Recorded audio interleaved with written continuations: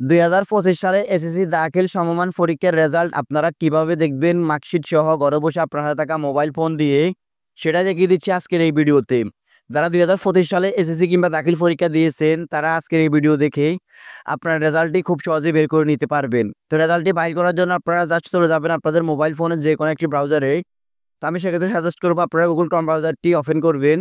Google Chrome ব্রাউজারটি open করার পর এখানে সার্চ বারে গিয়ে লিখবেন আপনারা ই-বোর্ড রেজাল্ট। ই-বোর্ড রেজাল্ট লিখে আপনাদের সামনে চলে আসবে অনেকগুলো ওয়েবসাইট। তো আপনারা এখান থেকে দেখতে পারবেন এডুকেশন বোর্ড বাংলাদেশ নামে একটি ওয়েবসাইট। জাস্ট এখান থেকে এই ওয়েবসাইটটিতে প্রবেশ করবেন। এই ওয়েবসাইটটিতে প্রবেশ করার পর আপনাদের সামনে চলে আসবে অসংখ্য অপশন। আপনারা এক এক করে সবগুলো অপশনকে ফিল আপ করবেন। তো ওয়েবসাইটটিতে আসার পর আপনারা জাস্ট এখানে ফার্স্ট অফ অল দেখতে পারতেছেন এক্সামিনেশন নামে একটি অপশন। তো এখান থেকে আপনারা এসএসসি দাখিল এই অপশনটাকে সিলেক্ট করে দিবেন।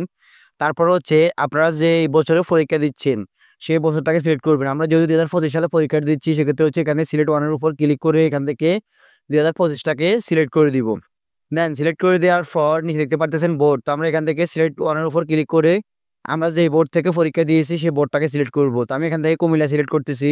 আপনারা যারা যে বোর্ড থেকে পরীক্ষা দিয়েছেন সেই বোর্ডটাকে সিলেক্ট করবেন। যারা মাদ্রাসা বোর্ড থেকে দিয়েছেন তারা মাদ্রাসা বোর্ডটাকে সিলেক্ট করবেন। তারপর এখানে দেখতে পাচ্ছেন রোল নাম্বার। আপনারা আপনাদের রোল নাম্বারটি লিখবেন। তো আমি এখান থেকে আমার রোল নাম্বারটি লিখতেছি। দেন রোল নাম্বারটি লেখার পর এখন আপনারা এখানে রেজিস্ট্রেশন নং লিখতে পারতেছেন। আপনারা জাস্ট এখান থেকে আপনাদের রেজিস্ট্রেশন নাম্বারটি সম্পূর্ণ লিখে দিবেন। লিখে দেওয়ার পর আপনারা নিচে দেখতে পারতেছেন একটি অপশন 7+2। 7 আর 2 কত হয় সেটাকে আপনারা এখানে যোগ করে লিখে দিবেন। এক সময় একবার আসতে পারে, কোনো সময় বিয়োগ, কোনো সময় যোগ। যে সময় যেটা আসে সেটা আপনারা করে তারপর এখানে বসিয়ে দিবেন। তো আমার এখন যেহেতু 7 আর 2 এটা 9, তো আমি 9টাকে সিলেক্ট করে দিয়ে জাস্ট এখানে সাবমিটের উপর ক্লিক করব। দেন সাবমিটের উপর ক্লিক করার সাথে সাথে আমার রেজাল্টটি সম্পূর্ণ চলে আসবে। এখন যেহেতু রেজাল্টটি এখনও পাবলিশড হয় না সেক্ষেত্রে এখানে আসতেছে না। যখন রেজাল্টটি পাবলিশড হবে 2টার পর তখন কিন্তু আপনাদের রেজাল্টটি অটোমেটিকলি এখানে ডিটেলসে চলে আসবে।